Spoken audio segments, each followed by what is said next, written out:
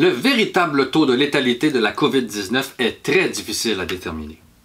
Mais qu'est-ce au juste que le taux de létalité? Et pourquoi avons-nous tous ces chiffres qui diffèrent? Quels sont les véritables risques que nous avons de mourir de la COVID-19? Ce sont des questions auxquelles nous répondrons aujourd'hui. Et c'est parti!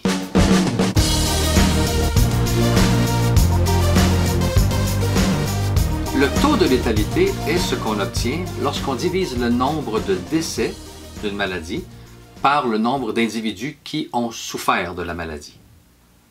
Présentement, sur la planète, l'OMS établit que le taux de létalité est autour de 7%, ce qui signifie que pour chaque 100 personnes infectées par la COVID-19, 7 personnes en décèdent.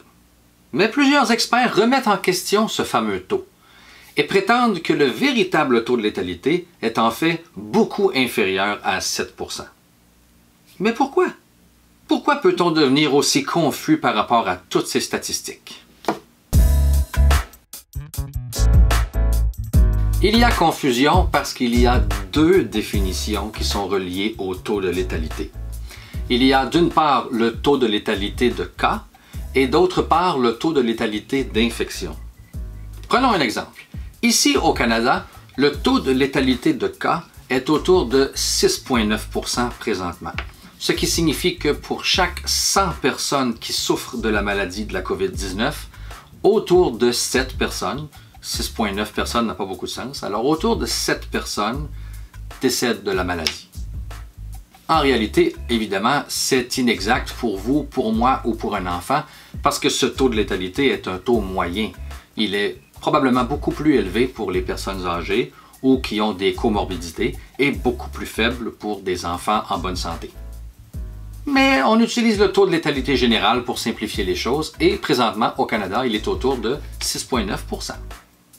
Mais le problème avec le taux de létalité de cas, c'est que nous ne connaissons pas réellement le nombre de personnes malades de la COVID-19. Car en général, le taux de létalité de cas sont des cas cliniques, c'est-à-dire que ce sont des personnes qui se sont rendues à l'hôpital parce qu'ils souffraient des symptômes de la COVID-19 et ils souffraient suffisamment pour être hospitalisés. Alors c'est à partir de ce nombre de malades qu'on détermine le taux de létalité de cas.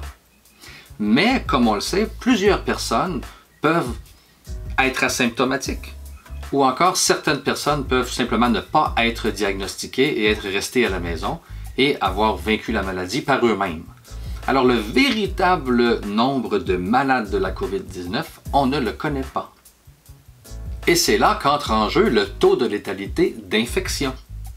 Si nous connaissions le nombre exact de personnes qui ont contracté la maladie, nous aurions un taux de létalité qui est beaucoup plus précis, beaucoup plus global, parce qu'on ne tiendra pas seulement compte des cas cliniques des personnes qui souffrent de la maladie en hôpital.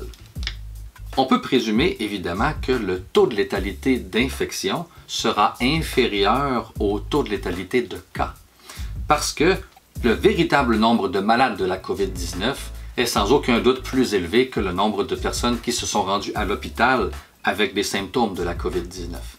Et comme le nombre au dénominateur du calcul du taux serait beaucoup plus grand, eh bien ce taux serait beaucoup plus faible.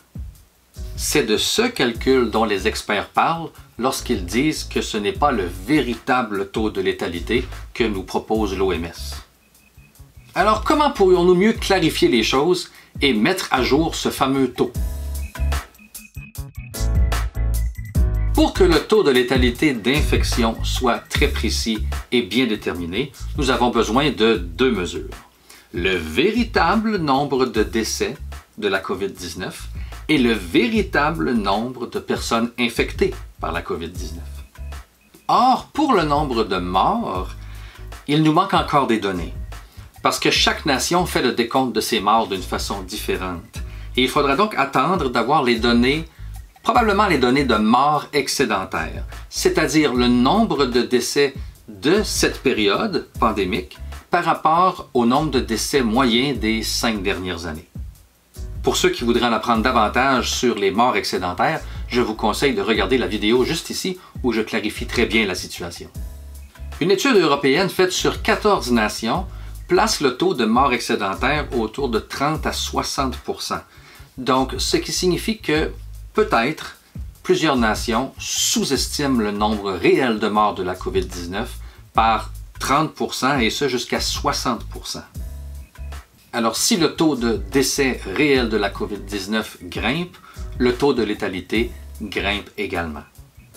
Mais il nous faudrait également le véritable nombre de personnes infectées par la COVID-19. Et cette donnée dépend largement du nombre de tests qui est effectué dans la population et on sait qu'on échappe quelques cas. Et même parfois on échappe beaucoup de cas. Alors le véritable nombre de personnes infectées, on ne le connaît pas. Par contre, une étude qui a été faite sur le bateau de croisière le Diamond Princess en mars a démontré qu'il pouvait y avoir jusqu'à 20% de gens qui souffrent de la COVID-19 ou contractent la COVID-19, mais sont asymptomatiques. Alors, dès le départ, si on se fie à cette étude seulement sur un bateau de croisière, environ 3700 personnes, on peut évaluer un taux de personnes asymptomatiques environ à 20%. Donc, probablement que le nombre réel de personnes infectées par la maladie pourrait être au moins majoré de 20%. Et donc, si ce nombre de personnes infectées est majoré et grandit, eh bien, le taux de létalité va diminuer un peu. Et si on veut déterminer le bon nombre de personnes qui ont été infectées par la maladie, nous devons nous rabattre sur les tests sérologiques, qui ne sont pas encore à 100% à point et très bien distribués dans toutes les nations, mais lorsque les études sérologiques seront faites précisément, nous pourrons peut-être avoir une meilleure idée du taux de personnes infectées. Et pour ceux qui voudraient en apprendre davantage sur les tests sérologiques, je vous invite à regarder la vidéo juste ici où j'explique très bien ce qu'est un test sérologique. Alors, tant que nous n'avons pas le véritable nombre de décès et le véritable nombre de personnes infectées, nous ne pourrons pas déterminer le véritable taux de létalité. Et donc, nous ne pourrons savoir quel est le véritable risque de mourir si on contracte la COVID-19.